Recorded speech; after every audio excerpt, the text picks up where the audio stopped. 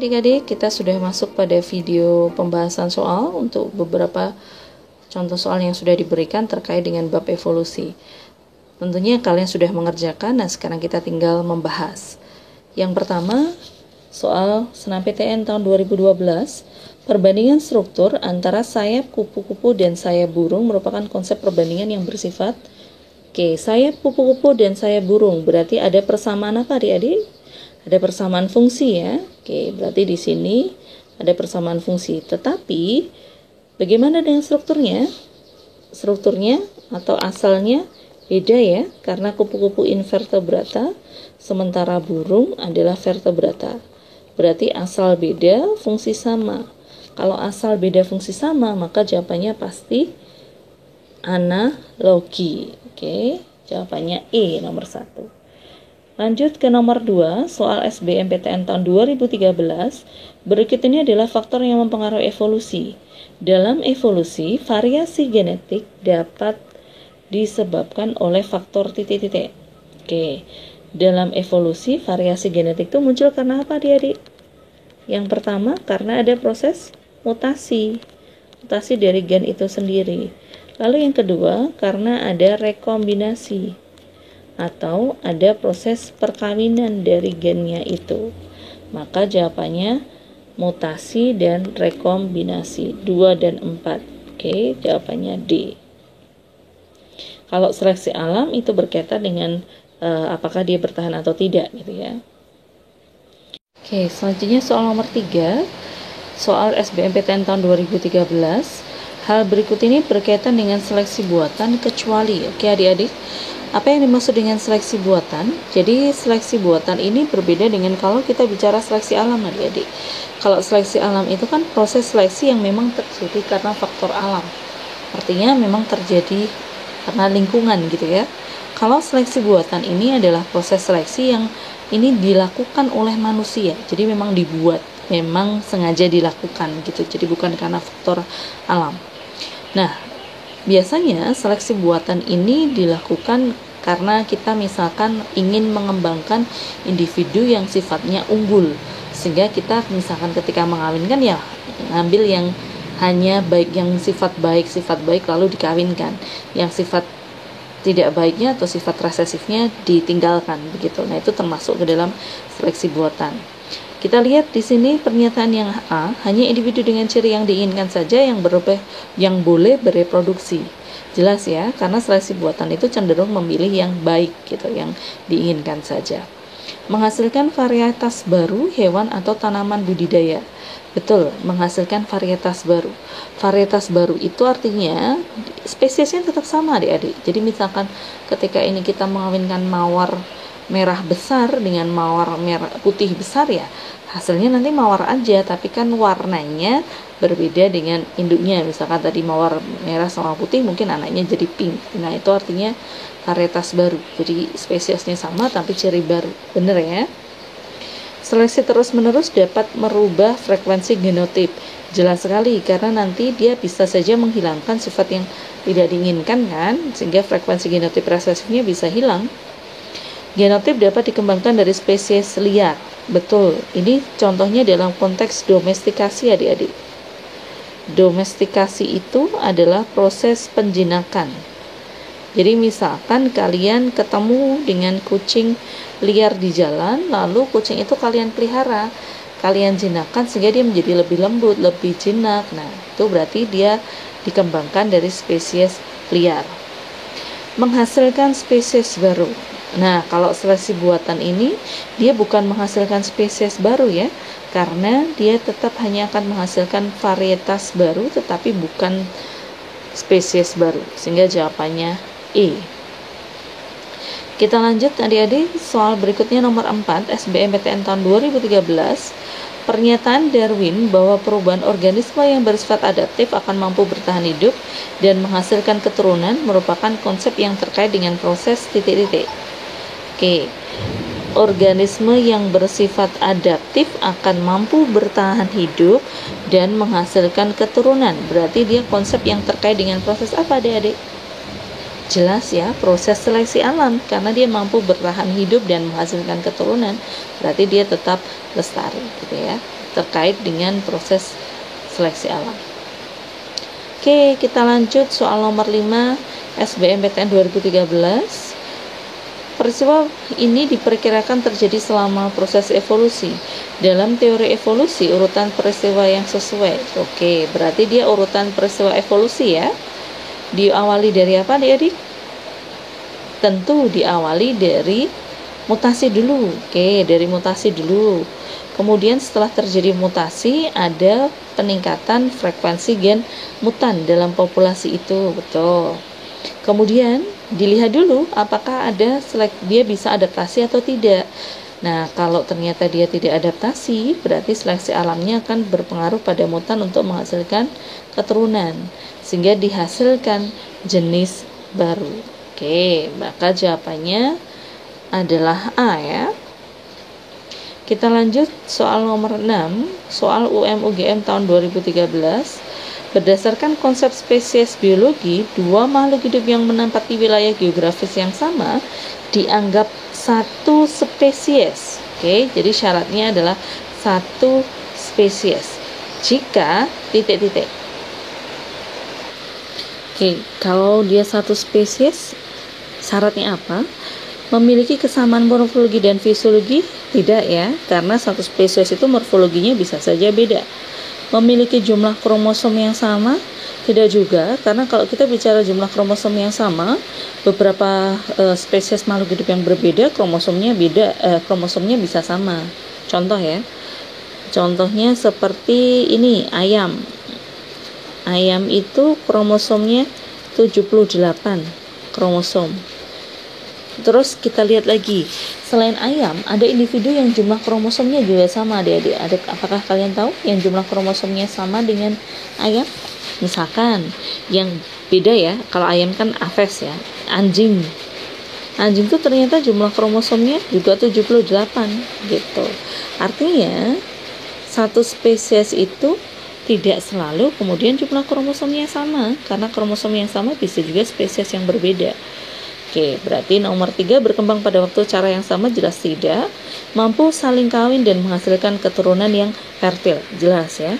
Satu spesies itu pasti dia bisa kawin dan bisa menghasilkan keturunan yang fertil. Kalau spesiesnya beda, kawin bisa, tapi keturunannya steril, bukan fertil. Nah, itu syaratnya. Berarti nomor 6, 4 saja, sehingga jawabannya D. Kita lanjut soal nomor 7. Dinosaurus diduga berkerabat dekat dengan buaya. Kenapa? Kenapa dikatakan dinosaurus berkerabat dekat dengan buaya, adik? Oke, yang pertama bersisik. Kalau bersisik itu jelas ya, dia ada kekerabatan antara dinosaurus dan buaya. Jadi kalau kita bicara dinosaurus buaya itu kan keduanya memang ada sisik, walaupun kalau pada dinosaurus sisiknya itu tidak dominan di seluruh badan, hanya di bagian tertentu dari bagian kaki ya. Kemudian bertelur, iya pasti. Perilaku induk mengasuh anaknya, iya. Keduanya cenderung untuk melindungi anaknya atau melindungi anaknya dari musuh. Kemiripan organ dengan burung, tidak, karena keduanya berbeda dengan burung. Walaupun ada persamaan dalam hal sisik, tetapi organ yang lainnya lebih banyak yang berbeda. Maka jawabannya A. Oke, kita lanjut soal berikutnya, nomor 8. Pada soal SBMPTN 2014, pada fenomena bottleneck effect, populasi yang bertahan hidup lebih homogen dibandingkan dengan nenek moyangnya. Nah, bottleneck effect, adik-adik mungkin kalian ada yang pernah mendengar, ada yang baru mendengar. Ini termasuk ke dalam salah satu mekanisme hanyutan genetik. Jadi di dalam evolusi itu ada proses hanyutan genetik atau genetic drift. Atau hanyutan genetik. Apa yang dimaksud dengan hanyutan genetik? Jadi hanyutan genetik itu hilangnya beberapa alel atau gen di dalam suatu populasi. Jadi ini menyebabkan hilangnya alel atau gen. Oke, hilangnya alel atau gen dalam suatu populasi. Nah, dia ada dua mekanisme.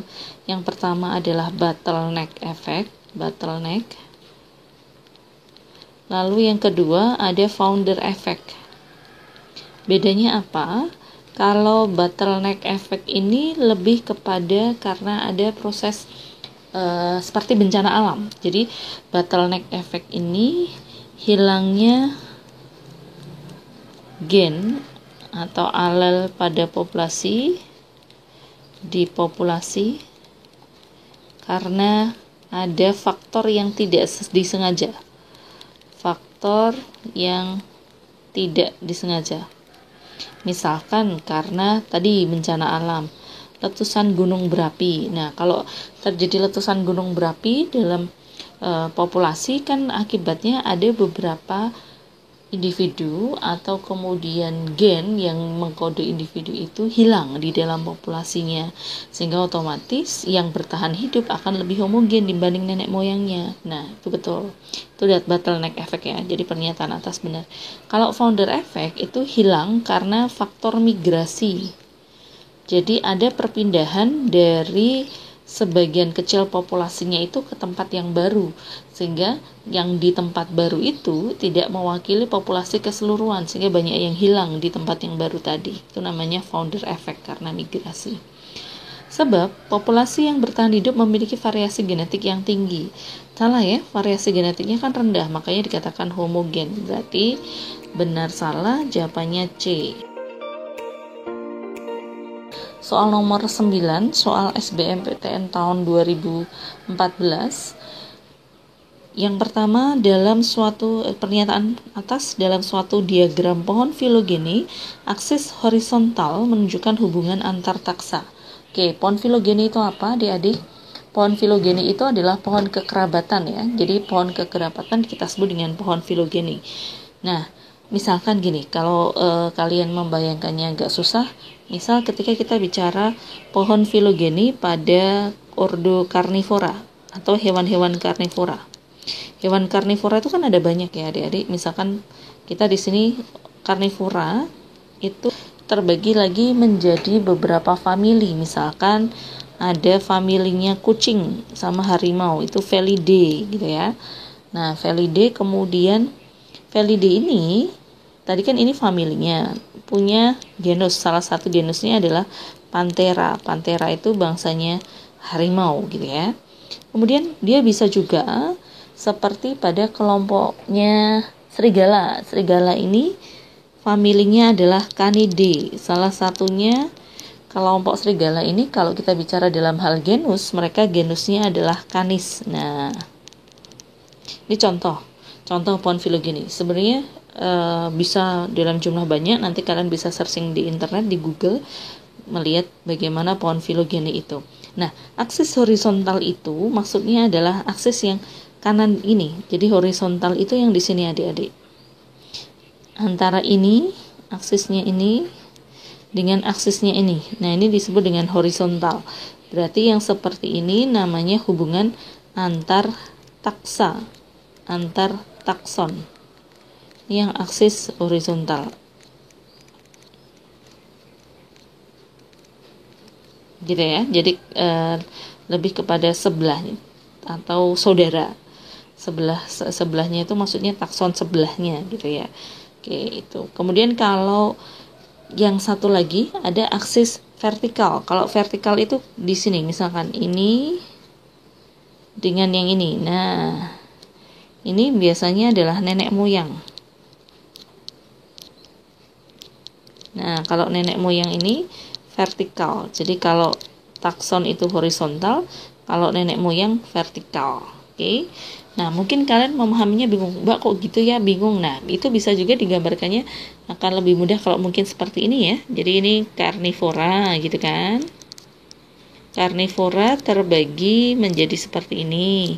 Ada Felidae, ya kan? Kemudian ada Canidae. Nah, yang dimaksud dengan aksis horizontal itu yang begini adik-adik. Kalau tadi kan saya nulisnya begitu letaknya. Nah, ini saya tulis ulang. Nah, ini horizontal. Ini berarti dia hubungan antar taksa atau antar takson, itu yang horizontal. Kalau yang vertikal berarti misalkan begini. Nah, ini yang vertikal. Berarti dia menunjukkan hubungan antara nenek moyang. Oke. Berarti pernyataan atas betul.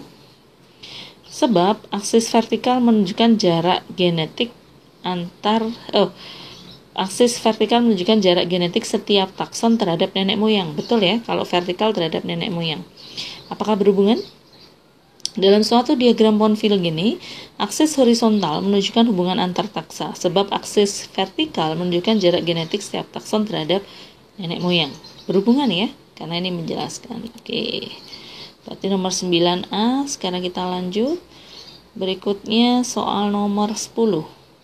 Introduksi spesies eksotik merupakan faktor utama terjadinya penurunan biodiversitas. Nah, spesies eksotik itu apa? Spesies eksotik itu adalah spesies pendatang yang dia memiliki kemampuan adaptasi tinggi. Jadi dia memiliki kemampuan adaptasi tinggi. Jadi dia adaptif sekali. Plus itu artinya ada ya. Adaptif itu kemampuan beradaptasi tinggi. Contoh seperti kalau dalam tanaman kita bicara gulma. Nah, gulma itu termasuk spesies eksotik adik-adik. Berarti dia menyebabkan penurunan biodiversitas. Betul ya? Karena dia bisa mengganggu pertumbuhan dari spesies lain atau perkembangan dari spesies lain. Sebab spesies eksotik mempunyai toleransi yang lebar terhadap parameter suatu lingkungan. Betul ya? Oke, dan berhubungan ya karena dia adaptif. Maka jawabannya A. Berikutnya soal nomor 11, pernyataan berikut ini berkaitan dengan seleksi alam yang dikemukakan oleh Charles Darwin. Soal UM-UGM tahun 2014. Variasi genetik terjadi antar individu dalam populasi, jelas. Kemampuan reproduksi menyebabkan peningkatan populasi, iya. Organisme yang bersaing untuk mendapatkan sumber daya alam, iya, ada persaingan.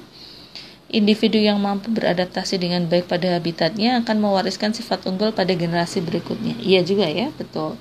Jadi yang mampu beradaptasi akan mewariskan sifat unggulnya. Berarti jawabannya E. Selanjutnya soal nomor 12. Pernyataan berikut ini 1, 2, 3, 4, 5. Lalu dia menanyakan tentang kombinasi yang sesuai dengan syarat berlakunya hukum Hardy-Weinberg. Soal SBMPTN tahun 2016. Berarti syarat berlakunya hukum Hardy-Weinberg, berarti syaratnya harus terpenuhi.